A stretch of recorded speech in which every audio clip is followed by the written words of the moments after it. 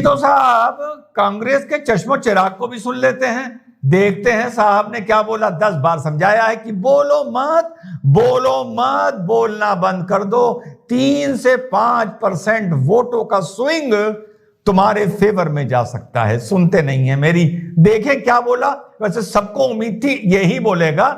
थोड़ा सा विश्लेषण भी करेंगे कि जो इन्होंने बोला वो बोला क्या और धरातल पर वो कितना सटीक है। सुनते हैं। सुरक्षा ब्रीच हुई है वो है, बट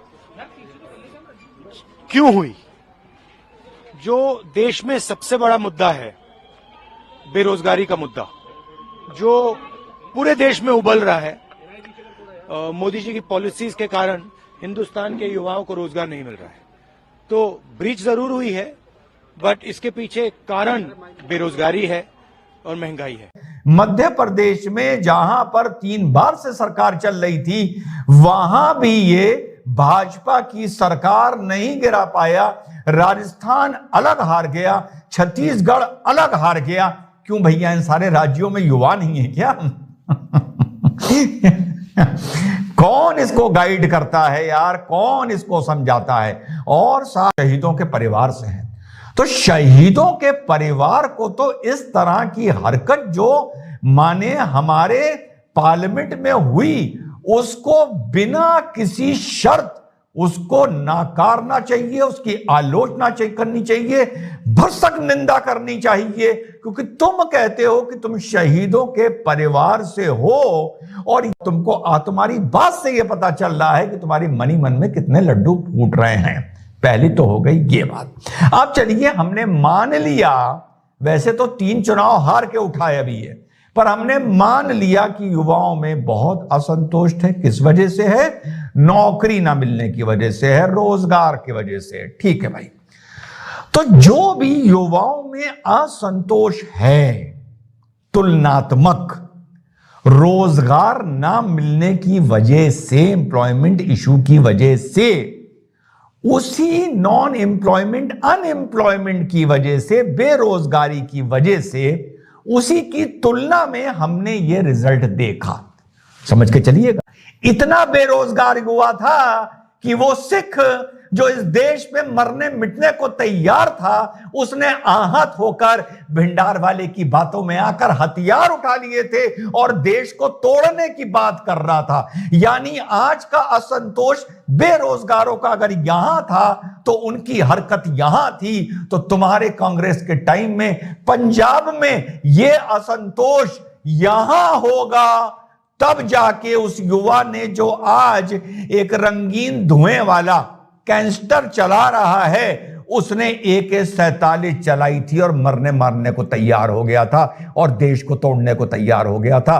कारण उस जमाने का इतिहास जिनको पता है, सिर्फ और सिर्फ बेरोजगारी थी, जिस वजह से ISI की बातों में आकर गुमराह होकर उस कौम ने जो देश पर मरने मिटने को तैयार थी, वो नौजवान, उसने इस देश को तोड़ने का मंसूबा बना लिया था और हाथ में हथियार उठा लिए थे। सोचो तुमने कितना बेरोजगार और कितना परेशान, हैरान, हताश किया होगा युवाओं को, जो आज की परेशानी में रंगीन धुआं उड़ा रहा है, तुम्हारी दी हुई परेशानी में AK-47 की मैगजीनें खाली करता था।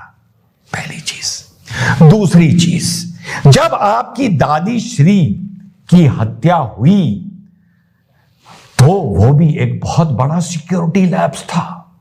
ऐसा सिक्योरिटी लैब्स तो पूरे दुनिया में नहीं देखा गया है। ना, मॉडर्न वर्ल्ड ने ऐसा सिक्योरिटी लैब्स नहीं देखा है जो आपकी दादी जी के साथ हुआ था, कि उनके सुरक्षा कर्मियों ने ही उनके अंदर 36 गोलियां डाल दी थी, और वो भी उस कौम से थे जो इस मुल्क पर मर मिटने को तैयार रहते थे। तो भैया, उसकी वजह क्या थी राहुल गांधी? इस पर भी चिंतन करना पड़ेगा तुमको, और उसको भी नहीं तुम भूल सकते, क्योंकि तुम बार बार आजादी की लड़ाई जो तुम्हारे दादा परदादा ने और कांग्रेसियों ने लड़ी थी, उनका उल्लेख करते हो। तो भाई, इंदिरा गांधी जी की हत्या जो उस कौम के 2 नुमाइंदों ने की थी, जो इस देश पर मर मिटने को तैयार थे, उस कौम ने, सिख भाइयों ने, तो भैया वो बात तो पुरानी नहीं है, आजादी के बाद की बात है। उस पर भी विश्लेषण कर लो कि उन्होंने ऐसा क्यों किया था। यार ये सोचो कि कश्मीर के युवाओं को तुमने कितना हताश किया होगा, कितना निराश किया होगा कि उन्होंने इस देश को तोड़ने का मंसूबा बना लिया और हथियार उठा लिया। वहां पर भी बड़ी फिर इसका मतलब बेरोजगारी रही होगी, जो कश्मीरियों ने हैरान परेशान होकर हथियार उठा लिया। मैं हथियार उठाने को जस्टिफाई नहीं कर रहा, राहुल गांधी से जवाब मांग रहा हूं, क्योंकि राहुल गांधी कह रहा है कि जो इन्होंने रंगीन धुआं छोड़ने वाले पार्लियामेंट में घुसकर जो इन्होंने कारतूस या कैंस्टर चलाए वो हताशा के मारे चलाए। गलत तो नहीं कह रहा। और चलते चलते राहुल गांधी जी, आपके पिताजी को भी शहीदों का दर्जा मिलता है, तो जरा ये तो देख लो, जेन जेड को नहीं पता होगा कि श्रीलंका में क्या गलत नीतियां थी जिस वजह से उन लोगों ने हथियार उठा लिया आपके पिताजी के खिलाफ, जिनको आप ही के पिताजी ने हथियार देकर चने के झाड़ पर चढ़ाया था, अपने सर पर चढ़ाया था। तमिलनाडु में उन्हीं के लिए कैंप्स बनाए थे, उन्हीं को एक्सप्लोसिव की ट्रेनिंग देने के लिए, उन्हीं को हथियारों की ट्रेनिंग देने के लिए, जिन्होंने वही बारूद आपके पिताजी पर चला दिया। कि यहां क्या गलती थी, जरा इसका भी विश्लेषण कर लीजिए।